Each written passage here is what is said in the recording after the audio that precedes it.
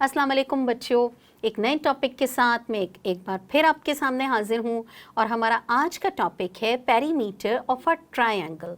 जी बच्चों, मेरे पास घर में एक गार्डन है जिसकी ट्रायंगुलर शेप है। अब है जी उसकी तीनों साइड्स की जो लेंथ है वो डिफरेंट है। अगर मैं उसकी बाउंड्री लेंथ मालूम करना चाह रही हूँ, उसका पेरीमीटर मालूम करना चाह रही हूँ, तो वो किस तरह से करूँगी? जी बच्चों, देखते हैं और आज का सवाल भी लेते हैं। आज का सवाल है जी, I have a triangular shaped garden in my house. Triangular shape है, इस तरह का गार्डन है और उसकी जो लेंथ्स हैं वो देख लेते हैं। 18 मीटर है, 30 मीटर है और 24 मीटर है।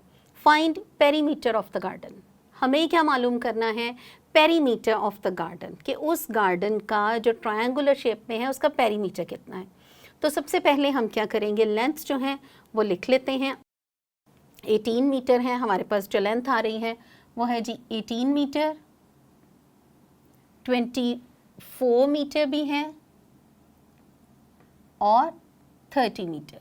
जी बच्चों, ये जो है ट्रायंगुलर शेप में गार्डन है जिसकी डिफरेंट लेंथ्स हैं और हमने क्या पता करना है, इसका perimeter.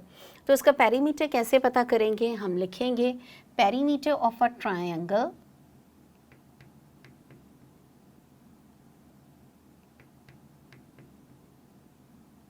perimeter of a triangle is equal to sum of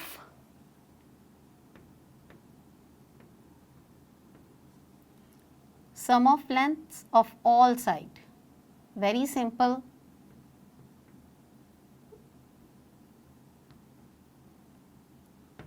इसका फार्मूला जो है जो हम यूज़ करेंगे वो ये है, perimeter of a triangle is equal to sum of length of all sides. इसका जो है पेरीमीटर कैसे निकलेगा?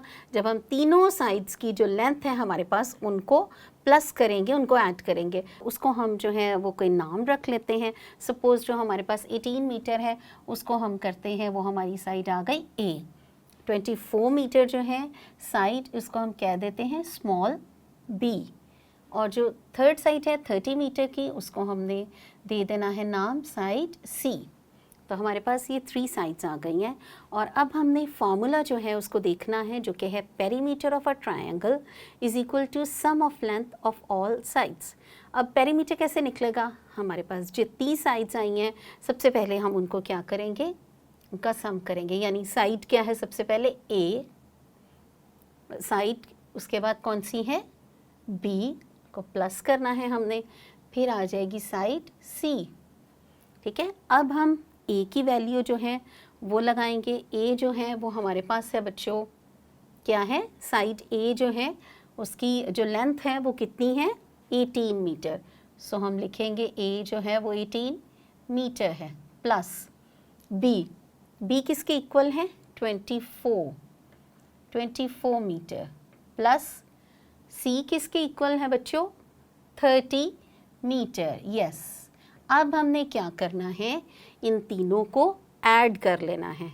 लाइक 18, 24, 18, 24 और 30, इनको हम करेंगे प्लस, ऐड करेंगे। तो 8 and 4 12, 1 कैरी चला जाएगा, 2 3 4 4 and 3 7। तो इनको ऐड करने से हमारे पास क्या आया है? 72 मीटर।